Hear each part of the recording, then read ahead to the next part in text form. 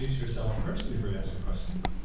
Hey, I'm Sally Gold, and if you want to blame what I say on anybody, you blame Barry Bluestone. Sally and I have known each other for 69 years. Well, he's 66. What I want to say is that I'm a little shocked there's no gender analysis going on, and also there's not a realistic look at what is really happening to the older population. It's nice to say that we're all living longer and healthier lives, and those of us in this room probably are. But the fact is that our longevity has been paid with a price, and that is greater years of disability. And I'm not talking about work disability, I'm talking about functional disability in everyday life. And the other thing that in the question that's missing out is who's going to care? Who's going to care for these people who need help with their everyday activities? Perhaps it's only shopping, perhaps it's cooking, perhaps it's something more serious like moving around the house or going to the toilet. Now, what happens in both of these cases, of course, is that women come into the picture. Because who does the caregiving? Women. Now, if you're planning to get them to work, then who's going to take care of their mother? Okay? The women are also more likely to be disabled. Okay? That is, living longer means more disability for women. At the same age, men and women have different levels of disability. And of course, also, women live longer.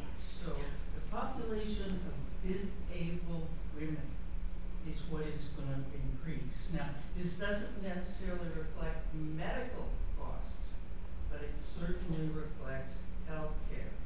And just one more comment about independent living. As I look at the numbers, I see very few men living independently. They almost all, after 65, they have a spouse to provide care. This is not true for women.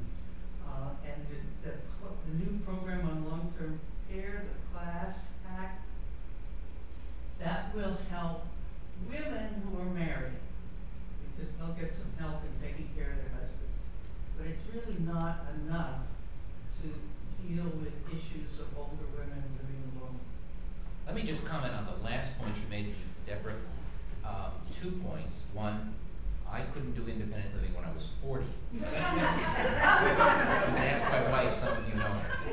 And number 2, it also points out why my wife and I did the dumbest things as parents you can possibly do, which was to have a single son late in life who will not take care of us. And that is why we are only concerned in a future daughter-in-law when we start. Oh, I don't know where to begin. You brought up so many good points, all of which resonate for me because I've got a 90-year-old father, and he's been kept independent on the daughter plan, shall we say. And the daughter plan would be me with my 4 siblings who are brothers. It is the Point daughter made. plan. And I shouldn't have said that. We're recording this for YouTube. Sorry guys. But it is very true. It is one of the big shifts of the population because in the past, when a parent was aged, chances are the daughter was a stay-at-home mom, and she could take care or bring the person into the home, and that isn't necessarily the case anymore. I guess specifically to get to your question, who's going to care for these people? Who's going to help them, get dressed in the morning? That's what home care services are all about. And so we need to beef up home care services. It doesn't necessarily have to be a relative, but we have to beef up part of what you were saying with the healthcare workforce, get more people into these jobs. But unfortunately, they're some of the lowest paying jobs around, and we have a hard time getting people into them. But we need to make more of an effort to do that. But that is what home care services are all about, helping people remain in their own home and getting those particular services in there for people who are no longer the activities of daily living categorization is what we call it. You've also made a good point about the impact of aging on the female population, which again is a lot of social security, preservation of social security is a huge women's issue. And as we've been going out and doing outreach and education on it, we've been trying to raise awareness of that for women, that preserving Social Security is a big factor for them. But that's just a couple of things, so. Hi, my name is Judy Potts, and I have a prejudice because I do AARP legislative work, so I was gonna say, I thought I recognized your name, but from some email list I somewhere. got into a healthcare thing. One of the things that upsets me, and I don't know that there's an answer for it, I understand all the figures, and I love all the statistics, but I don't understand how the naysayers can use this to their advantage. They use it, they say, Social Security's broken, we've got to get rid of it. They say healthcare's no good, we've got to get rid of it. And yet I heard a statistic recently, and I can't guarantee that it's true, but that it costs $1 million to keep one Army personnel person in the field. I hope that's for a year, not a day.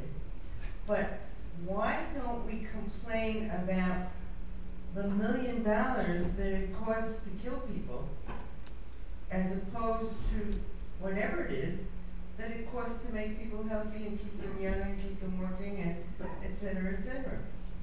I never understand that one. Well, I can't speak to the military costs or anything, but I think one of the big factors in fixing healthcare in this country, it's not just a matter of payment reform, but it's also culture reform, frankly. You know, we don't encourage prevention enough. We pay, you know, one quick example is hospital readmissions. You know, it is a money-making business to get people readmitted into a hospital. You know, that's what keeps the hospitals afloat, frankly. And, you know, the culture is built around not providing the follow-up care that you need to keep people out of the hospital. So again, a lot of it is culture change. You know, the whole fee-for-service structure, there is an incentive to order as many tests as possible, as opposed to only ordering the tests that you need.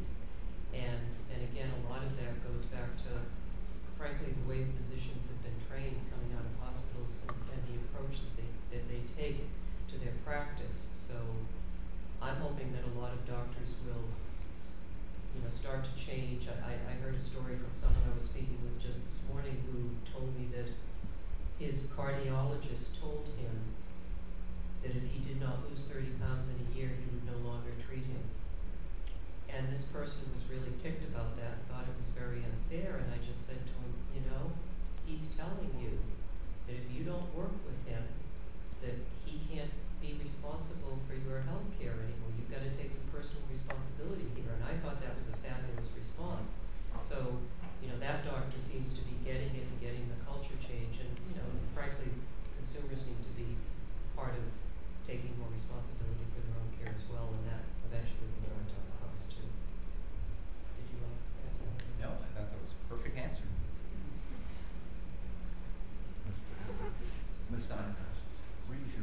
Sorry, Bill Satterthwaite, and I have sort of such a big question, it probably deserves a very short overall answer.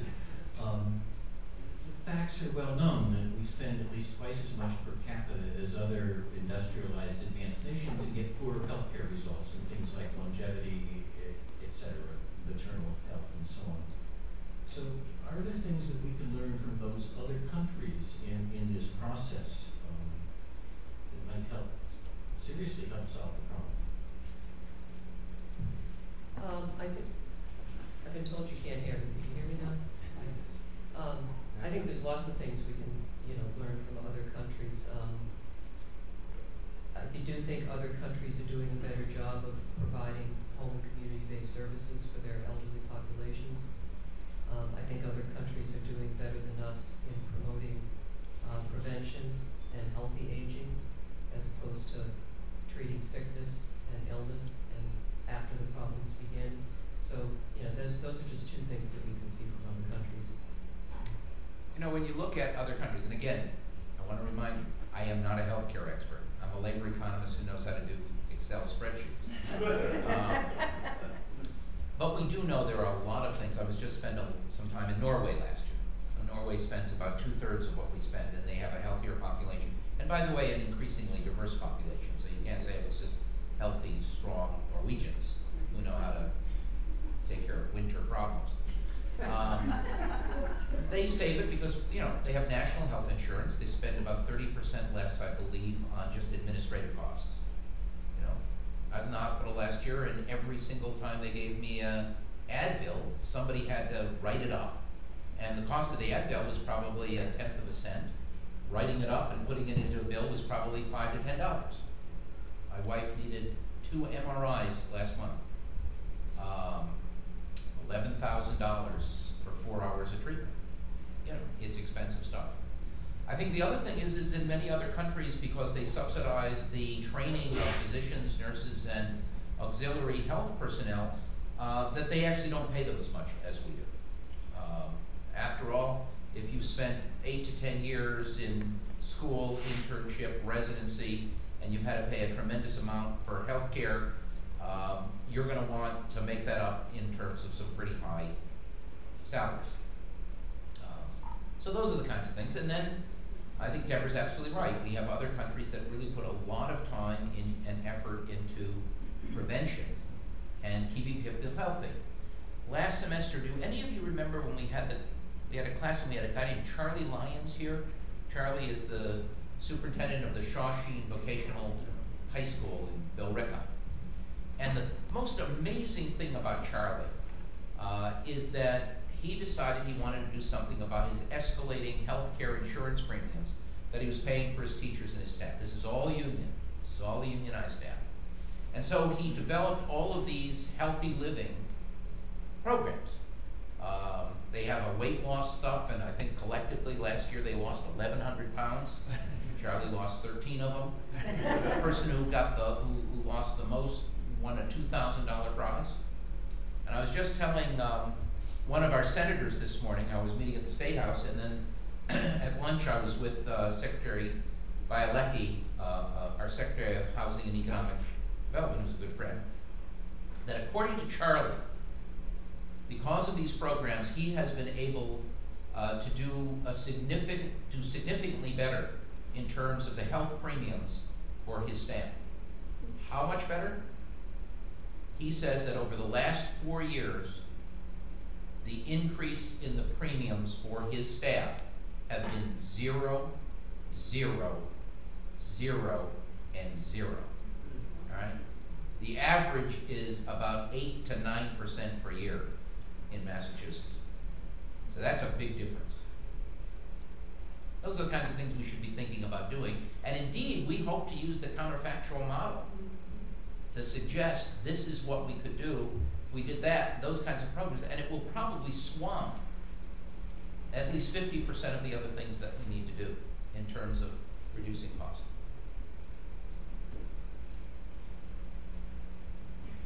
Hi, my name is Andrea Tull. I'm a researcher at Commonwealth Corporation, and one of my primary interests is the aging workforce. So my question is for Debbie. You mentioned the Best Employer Awards that AARP gives out. Can you describe in a little detail some of the practices, the HR policies and practices that make an employer a best employer? And also, can you speak to what we need to do to kind of get more employers involved and on the bandwagon and getting them to recognize that, yes, we need to recruit and retain more old workers? Sure. Some of the things that we've looked at, and again, there's 50 companies that are recognized nationwide every year, and the kinds of things that they're doing are employing flexible work schedules, because a lot of folks, as they age, they want to keep working, but they don't necessarily want to keep working 40 hours a week. So they have flexible work schedules. That could be anything from a shorter workday, or it could be job sharing, or it could be, if they're a national employer, There are a couple of companies, Borders Books for one, and I think CVS for the other, that have snowbird programs where you can work at the borders in, I'm making this up obviously, but work at the borders in Boston in the winter. I mean, no, flip that. Work at the borders in Florida in the winter and then transfer back to the borders in Boston in the summer. So those kind of programs. Also, and this is what surprises a lot of people, is these employers have continuing training and education available to older workers so that they can keep up on their skills. And a lot of folks think that older workers don't really care about that. Well, they do. They want to improve their skills. They want to keep sharp. Another program is mentoring programs for older workers to help the younger workforce. And that's very important for companies that don't have much in the way of succession planning. If they can entice their older workers to stay on the job, and they can set up mentoring programs. Benefits are obviously always key. They want to have programs that encourage their employers to keep saving more so that they can get supplement Social Security. And right now, healthcare benefits are also very, very important too. And to get to your other question, we've been finding it's unfortunate because we had been pounding away in Massachusetts on the older worker issue for a couple of years. We started working the issue out of my office, I think in 2002, and nobody was listening to us. And then after a couple of years, we started to get employers to listen to us, and the message that was working was they weren't listening at first because they thought this was just a feel-good kind of thing to do. And then when some of the statistics that were coming out, and we started making the business case that you're going to have to keep older workers on to meet your workforce needs in the future because of the dwindling pool of younger workers. And people started perking up, and we started to hit that, that tipping point that everybody talks about, and they started punching in. And then the economy hit, and, tanked, and people started getting laid off, and we frankly lost some momentum with our messaging around this campaign. So hopefully when the economy starts picking up again and employers are starting to beef up their workforce again, they'll be a little bit more receptive again. So. Actually, Northeastern is one of these best practice companies. Last year when I turned 65, they didn't fire me.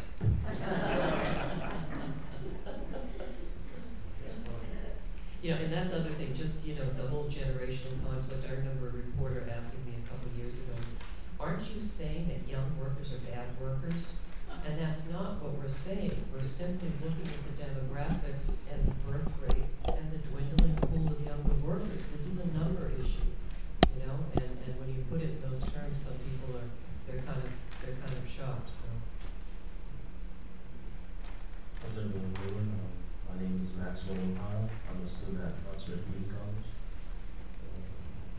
As we move forward in demographics, one major aspect to consider is whether there will be room for equality as a nation. In consideration for those affected by poverty and all of the underused potential that we have just in society and also Massachusetts as well, to some of the disparities in access, such as healthcare and education, kind of balance out society, or any positives or negatives from that? Let me take a crack at that first. That's a great question. A couple of years ago, we did another study at the Dukakis Center for a group called Civic Ventures. You may remember we had Phyllis Siegel here. And that study looked at what the labor force and what employment will look like through the year 2018, so 7 years from now.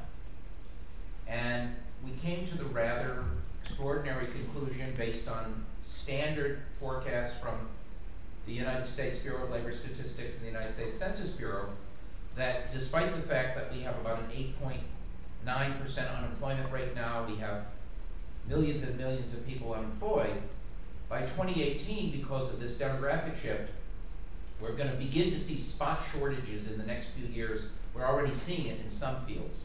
But then we'll have widespread shortages by 2018 simply because of the lack of younger people. There are going to be two groups of Americans who will benefit from this. One will be older workers who want to continue to work. There'll be jobs for them. As Deborah was saying, you're going to have employers begging people to stay on. But there's also some great potential for younger people who aren't entering encore careers, but are entering what might be called gateway careers. New jobs that are going to be opening up for younger workers, particularly those who may not have had the advantage of 4 years at Northeastern or 2 years at Roxbury Community College or 4 years at some school across the river. And one can imagine that many of those are going to be in the healthcare field. The real question will be, will they pay decent wages? Will there be decent benefits? But the demand for those workers is going to be enormous. Unfortunately, we don't have that now, and so we have unemployment rates of 17 or 18% or more for people under the age of 25. In fact, we have a 9%, 9.5% unemployment rate of people under 25 who have a college, 4-year college degree. That's bad, terrible, but the demographics say, who will do the work? We're going to need every one of them, and we're going to need a lot of people who in the past have been locked out or have been at the end of the job queue, who are now going to, in fact, be desperately needed. But it's not here yet. I would just quickly add to that, underserved or underprivileged populations are one of the primary reasons why we need to protect Social Security, because for those populations, they have little access to other vehicles for saving. They might not have the kind of job where they can get a 401k. The defined benefit pension plans are disappearing, and for those folks, Social Security might very well be the only source of income they have in retirement. So it is extremely important to protect that program for the underprivileged populations. Jed Schwartz, this is a question. One could make the case that on the elasticity continuum, that is elasticity, inelasticity of demand, that is the extent to which, this is an economic notion, which you're undoubtedly familiar, which I don't need to tell you about, because you're an economist. It's the extent to which the buyer is at the mercy of the seller, essentially. So with medical goods, medical technology, there would appear to be an extremely inelastic quality to the services rendered. That is to say, you pay what they want because you have to. To the extent or die essentially, or that you're under the you believe that when you're sick, you believe that. So might you be inclined to make the case that such inelastic pricing cries out for governmental price controls? But yes, and let me explain why. In normal markets, people who demand a good or service and the people who supply a good or service are different people, right? You go to the store, you're the demander, you're the consumer, and somebody's selling it to you. And under those conditions, if you have lots of sellers and lots of buyers and they get together in a market, in many cases, not all, you get to a price that is a fair price by the market. In healthcare, as you're pointing out, often the demand and supply of care are offered by the same person. The physician tells you, you need X. You're not skilled enough to know you don't need X. And therefore, supply and demand are offered by the same person, the physician and the health system. Under those circumstances, markets fail. It's classic market failure. And that's why we need to find ways of regulating. And part of the way it gets regulated now is sometimes you have insurance companies who say, we won't cover that. Right? They're acting like the consumer who's an independent consumer. Sometimes they're doing that just to save money, not to save your life. The other way of doing it, though, is something that, in fact, Civic Ventures has been talking about. I think AARP has been talking about it. And it's creating a new kind of service out there. patient coaches, right? People who can work with the consumer, who can help you make decisions about your own care when you're dealing with the health system.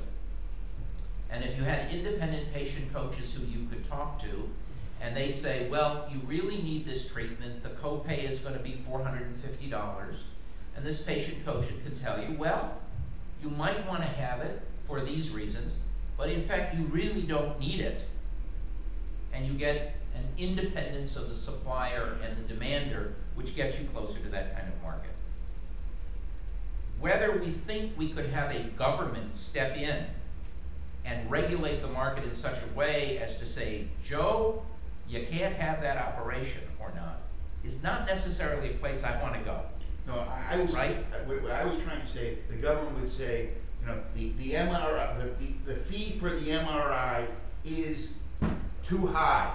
Oh, they do that now under Medicare and Medicaid. They set fees, and then we subsidize them out of private insurance. But yeah, we're going to need to think about how we're going to get prices under control. And the pressure that we're trying to put on here in Massachusetts, the governor is trying to do, is to pressure insurance companies by keeping their increases regulated, increased premium payments, which puts more pressure on insurance companies to sit down with hospitals and health providers and say, we can't pay that. So that's a way of doing it. But I think you want to do it, you know, at the level of price rather than the level of service. Has the AARP looked Who are you, please? Your name. Your name. Do I have to? Yes, you have to. Jack Osgood. Has the AARP looked at the phenomenon of the Veterans Administration's ability to negotiate its pharmaceuticals costs? And has anybody taken a hard look at the practice of Medicaid spend downs? I can't answer the second question, but as far as the Veterans Administration, that was part of the some of the controversy, frankly, around the Part D benefit, is that Health and Human Services wasn't allowed to negotiate prices, and I don't think it has gone anywhere since then. But you know, the fact that the Veterans Administration can do it is a good example of trying to keep the costs down. You know, big pharma is powerful. And one thing they were able to do in order to get the healthcare bill passed was to reduce the ability to compete over price. But you know, the best example is I have all these folks I know in the Congress who are Republicans, who are avid free traders. They want all the Japanese cars to come to the country. They want stuff coming in from sub-Saharan Africa, even if they're produced under slave conditions. But if you try and go to Canada and import your drugs from there, they're against free trade. And, you know, these are the kinds of problems we face. The thing that makes healthcare so difficult is I do not think there is a more complicated market with more players and more complex rules, regulations, and games being played and schemes than in anything else we purchase. And that's what made passing any kind of healthcare reform so difficult. Remember, Clinton couldn't do it. People have been trying to do it since Truman, and we've not been able to do it because you have massive groups arrayed against it. It will be more difficult to do it in the future. And the reason why it will be more difficult to do in the future is because of the United States Supreme Court ruling in Citizens United, which allows unlimited contributions from the corporate sector. And I'll give you just an example from another industry. I think we got a minute. Last week, I was in San Juan, Puerto Rico, when I missed class. I was giving a speech before a wonderful organization called the National Association of Realtors. Are there any realtors in the room? Okay. This is their Gold Club members who go to the Ritz-Carlton in San Juan, and they listen to speakers for 2 days. I was one of the keynote speakers. My dear friend, ex-former Senator Trent Lott was the other major speaker. Only when I got there did I learn what this meeting was about. This meeting was creating a $250 million PAC called Realty Party. now that they can spend unlimited money under the Citizens United. So this is $250 million to be raised by one tiny trade association by taxing each of their 7 million members $40 on average, to be used to influence the 2012 elections. Okay, now multiply that by about 20 or 30,000 trade associations, and tell me how much are we going to spend in 2012. Part of the reason why we're going to have an unemployment rate of 2.3% in 2012 is because they're going to employ everybody in political campaigns. I think we have time for maybe one question.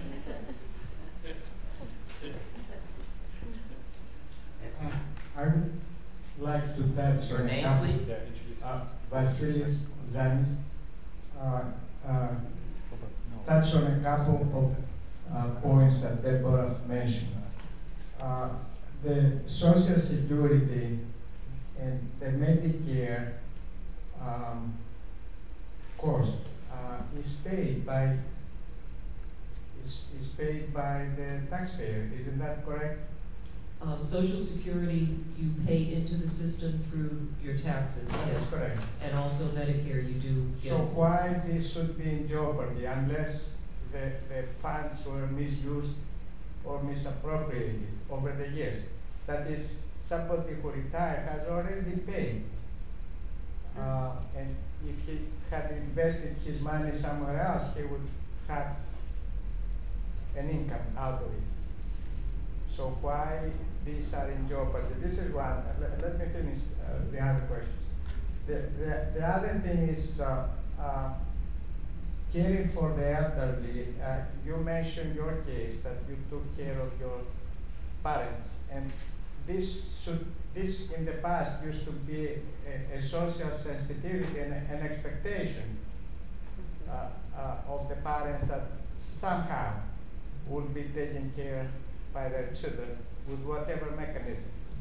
And why this has disappeared and is not in the equation at all as one of the potential solutions, even with subsidy.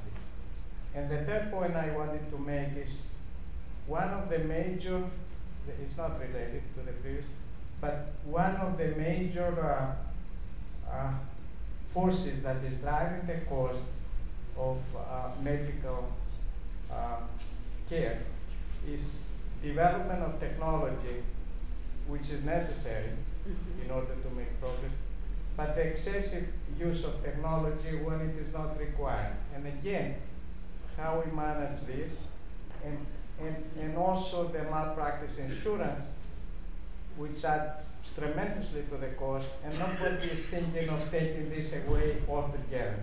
So, some answers. Thank you. I'll take a stab at two of them. The medical technology piece is, a lot of people do point to that. They think it's almost like an arms race. You know, whoever has the most at the end wins, even if you really don't need them all. So I think and it's not to say there hasn't been some fabulous advances in medical technology, but I was at a breakfast thing in my office a couple of years ago where some people were arguing that, you know, does every hospital in Greater Boston need that laser thingy that will help fix carpal tunnel syndrome? You know, maybe only 2 hospitals need that, especially when that laser thingy